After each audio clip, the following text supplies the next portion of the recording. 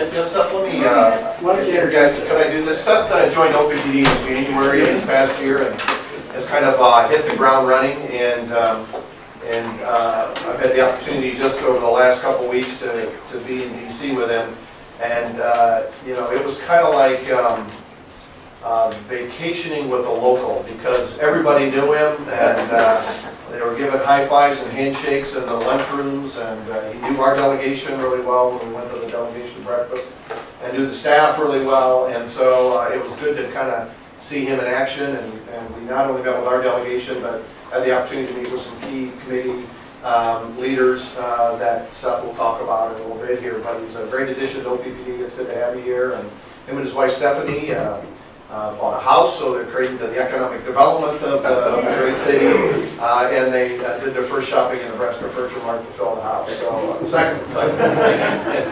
We've only been in the house for about 10 days, so it's second already. And it won't be the last either. No, my wife's already said that too. So. Well, thanks, Tim. As Tim said, new Manager of Federal Government Relations. And I'm just going to give you guys a quick overview of what's going on in D.C. and in Congress. It's changed a little bit over the last few years, so I'm going to go ahead and get into that. It's kind of what we're going to go over here, some of my background, the makeup of Congress, because that has changed, our delegation, what federal issues we're looking at, and then kind of go into some expanded outreach that Tim just mentioned. So first one, that's me. 18 years of experience. You wouldn't notice it with the baby face, but I started out in D.C. in '97, worked in the state of Colorado, in the legislature for a little while as well. Before this, I was the Director of Government Relations for the American Public Power Association, which is one of our trade associations that we belong to. They do a great job for us. But I also worked at Colorado Spring Utilities, same time when Edward was there. So got a lot of experience with going back to public power. All right, the new Congress. As you guys know, in civics lesson, 435 members in the House, 100 in the Senate. As of right now, there are 244 Republicans in the House and 54 Republicans in the Senate. So the Republicans have a majority in Congress. Last few times with Senator Reid in the Senate, the Democrats had the majority, and everything kind of bogged down when there was when the Democrats had the Senate and the Republicans had the House. There's not a lot of stuff got done in the last 40 years. But now they are starting to change that. In the first 2 months of this year, the Senate has voted on more amendments than the previous Congress did in the last 2 years. So that's a positive thing. But it can also be a negative thing, because that means sometimes they get into the areas that they shouldn't. So far, as of May 1st, 3,400 plus bills have been introduced. And that's a pretty good slog that they're going on. Now, that being said, only a fraction of these are going to be heard, and even a smaller fraction will actually be enacted into law. A lot of these bills, too, it's like renaming the post office or naming the post office, those kind of things. But there's also some major bills that are going to be going through, and we're going to be getting into that in a little while. This is our delegation. As you guys know very well, Fortenberry, Ashburn, Smith. The main thing that I wanted to show on these are the committee assignments that they have. Representative Fortenberry has appropriations. Appropriations used to be a stronger committee than what it is today, with sequestration and all the budgetary restraints that they have. They're not funding a lot of issues that are going forward. With Representative Ashburn, armed services is important. We have BRAC. BRAC's going to be coming up in a few years. With Offutt, always on the cusp of what's going to happen there. That's a key committee. And then with Representative Smith, he probably has the best committee we have in the House right now, Ways and Means. And that's going to come down to how they treat municipal bonds, and we'll be getting to that in a little while. In the Senate, we have Senator Fisher and Senator Sass. As you can see, most of our representatives are fairly new to Congress. We have a lot of experience with a lot of them. Most delegations have at least a few that have been there for a significant amount of time. Ours are fairly newer. But we still have pretty good committee assignments here. Armed Services again. Environment, Public Works for Senator Fisher is a key committee for us. Because they go over all the environmental issues that Congress will look at, and also the infrastructure issues. So that's key for everything that we're doing. Senator Sass, the big one for us is Homeland Security and Government Affairs, and that comes down to cybersecurity, which I'll also get into in a second. The OPPD mission, you guys know this very well. I put this in here because this is what drives me in DC. I take this mission and I put that across all the issues that I'm monitoring. So provide affordable, reliable, and environmentally sensitive energy services to our customers. With that, these are the federal issues we're following pretty closely. Municipal bonds, cybersecurity, energy and environmental legislation. That's where the bulk of our work is going on, especially this week. Oversight, and then just other miscellaneous legislation, which we'll get into. On municipal bonds. Municipal bonds build America. That's how we pay for all of our infrastructure. That's how we do everything around here. But, that being said, there has been some discussion of possibly taxing the interest on taxes and bonds. And that's really going to go forward when we look at tax reform legislation, maybe at the end of this year, probably next year, but it's going to be coming up in the next couple of years. The rest of this is just kind of going on that you shouldn't do it. Two governments shouldn't tax each other, but it's DC, and what you shouldn't do is usually what they do. Here's some of the things that have come up. In the president's budget, they looked at a 28% cap, and what that is, it's capping the tax value of the exclusion for municipal bond interest. Basically what that comes down to is a surtax on municipal bonds interest. Big issue we have with that is that the Speaker of the House has agreed to that in previous negotiations when it came down to tax reform. So when you have the President and the Speaker saying, yeah, we might be able to work on that, that becomes an issue for all of us. Former Representative Dave Camp, he was the former chair of the House Ways and Means Committee. He also looked at a cap and a surtax on it. Basically came down to a 10% surtax on municipal bond interest. Senator Wyden, put him up here. He had a strike and insert. What he was going to do is he was going to repeal the exclusion for municipal bonds and partly replace it with that exclusion with an income tax credit. Really don't know how that was going to work, but he's the ranking member on Senate Finance. And if the Senate flips back to Democratic control, he will be the chair again of Senate Finance Committee. So it's one thing we really have to look for. Simpson Bowles report, when they came out a few years ago, that asked for a straight-out repeal of exclusion. And then put pay for down there because that's the new way of Congress. You want to do anything in Congress, you have to pay for it. It's not the old way of spending whatever you want it. So if you cap the interest, it makes it, you put that surtax on municipal bond interest, it creates a pot of money. So then you take that money and you pay for something that you really want. So these are all the things that are going to be coming in municipal bonds that we are vigilantly watching just to make sure nothing really comes about. This is how we basically do everything. Cybersecurity, this one's pretty straightforward. What I have up here is just basically where OPPD stands. We're committed to maintain a highly secure and reliable electric generation delivery system. We support the current FERC-NERC process, and we strongly support the NRC regulations when it comes to security. But in Congress, what this really comes down to is information sharing, and that's what we're going to go to next. Information sharing. We think it should be a two-way street. We get information over to the federal government, they should be giving it back as well so that we know what they're seeing and we know what we're seeing, and it's a good two-way street so we can have that communication. That also has some liability protection in there, so whatever information we give to the federal government, if for some reason that gets out, we shouldn't be held responsible for that because they're the ones that are requiring us to get it. So that's the real sticky issue there when it comes to that. In the House right now, 2 bills have passed, the House Intelligence and the House Homeland Security Committee bills have passed the House, and they have been combined into one by the rules of the House. So two committees passed the bills, they passed separately, but the rules then said, well, we'll put them together, we'll send it over to the Senate as one bill. That bill will hopefully be reconciled with the Senate Intelligence Committee bill. That bill has gone through committee so far, but it has not reached the floor yet. Even though the Senate and Congress is working a little bit more, there are still time constraints when it comes to the Senate, and they're having a hard time getting floor time for anything that goes on. For instance, when the Keystone debate came up, that took over a month.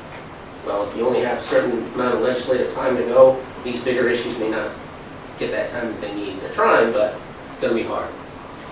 When they get to a conference committee, if the Senate Intelligence Committee bill can pass the Senate, then they'll go to a conference committee. So they'll have the members of the House and Senate together, kind of work out the differences, and then that'll go back for an up or down vote in both chambers.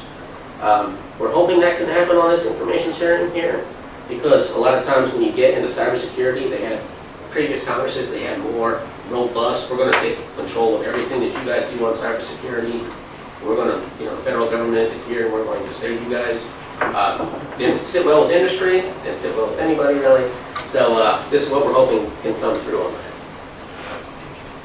Energy and environmental legislation. I broke this up a little bit more so we could see it a little bit better. Bipartisan energy legislation, which they're working on this week.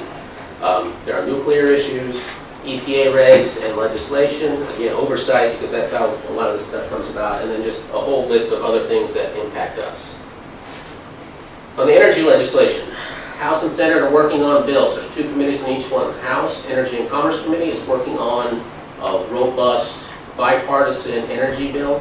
It's going to have 4 titles, basically. It's going to be modernizing infrastructure, 21st century energy workforce, energy diplomacy, efficiency and accountability.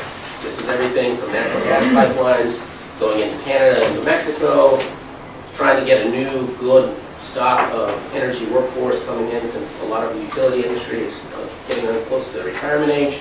They want a good kind of channel to get more people working.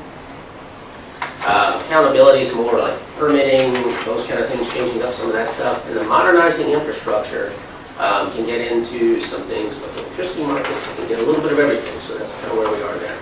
Same thing in the Senate. Senate Energy and Natural Resources is going through the same process. Thursday, the Senate Energy and Natural Resource Committee will have a hearing on 22 separate bills, all with a piece on this. They've already gone through it with some of the energy efficiency stuff.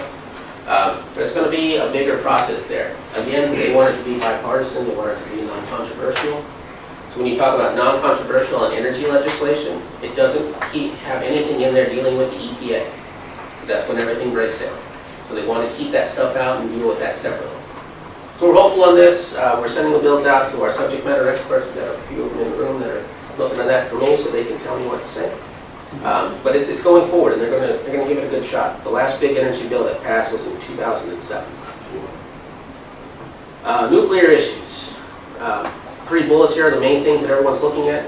First one is always waste. It will always be waste. There's an interim waste storage bill in the Senate right now that's bipartisan. They're looking at doing what they can so that the federal government can live up to their responsibilities on taking the waste that they should. Then you get to the House. And the House's main issue when it comes to nuclear waste is Yucca Mountain. They will not waver from that whatsoever. On the interim waste side, there are 2 other sites. There's one in Texas, and I think there's one in New Mexico that are looking at potentially bringing in some of the waste there as an interim storage site. But when it comes to the House, the only way they will consider interim storage is if that interim storage repository is Yucca Mountain. With Senator Reid still in 2 years, it's going to be pretty tough to get that done. So they're going to give it a shot. Other things they're looking at are the cumulative effects of regulations, and that really comes down to the safety issues on the next bullet. After the Fukushima nuclear disaster in Japan, there's more scrutiny over our nuclear fleet, rightfully so on some issues, and they are looking at getting that stuff done. And then cybersecurity, I list that up here because it's important, and Congress will talk about it a little bit, but then they quickly stop talking about it because they know that on the nuclear fleet, the NRC knows what they're doing, the industry knows what they're doing, and they're really staying pretty on top of everything there. Next one, EPA regulations. When it comes to EPA regulations, Congress is very reactive. They like to react to everything that EPA does. So these are the ones that we have a lot on there: coal ash, ozone, clean power plan, which Tom kind of addressed through LB 469, Toxic Substances Control Act, Waters of the U.S., and then some reliability issues that come about because of all these rules.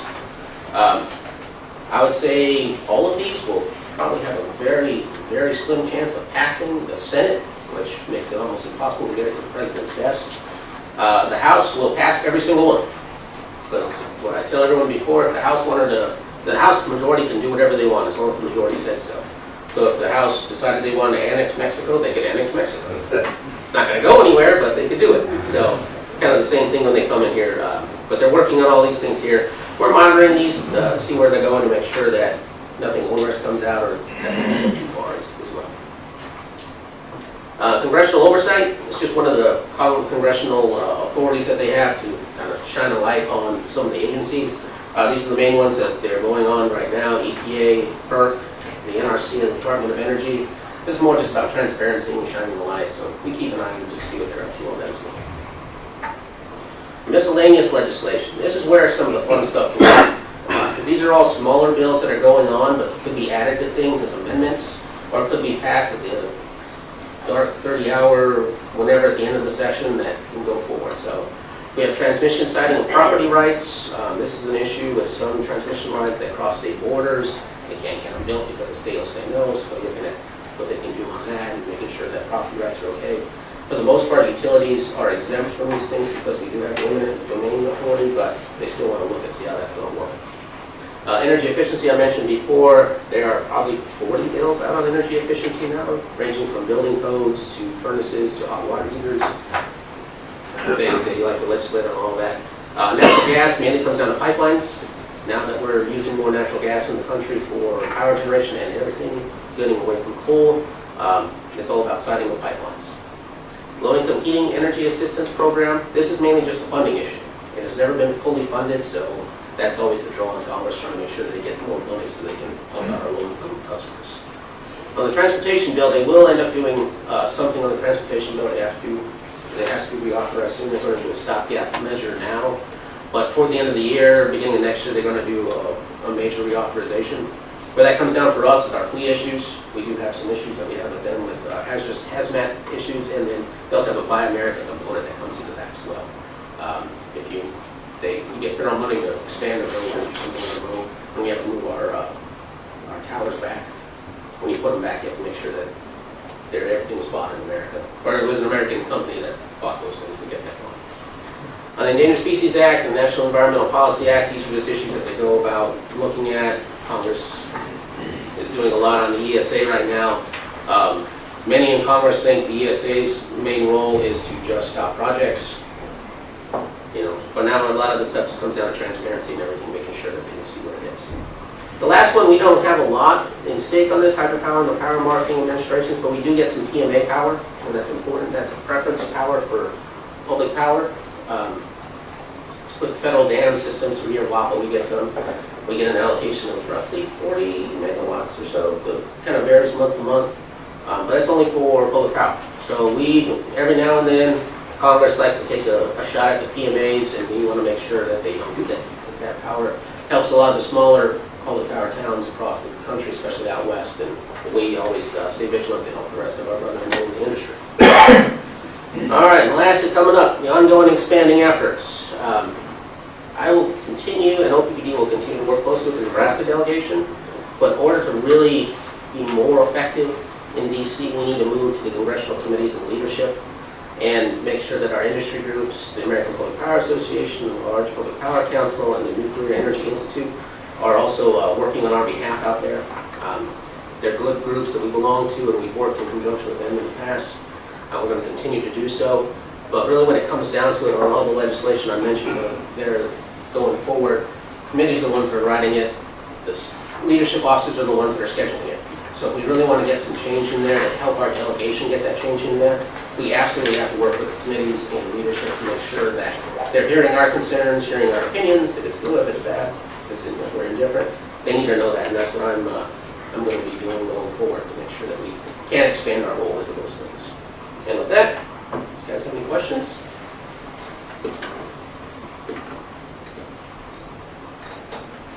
Okay. Very good, thanks, Seth. Thanks.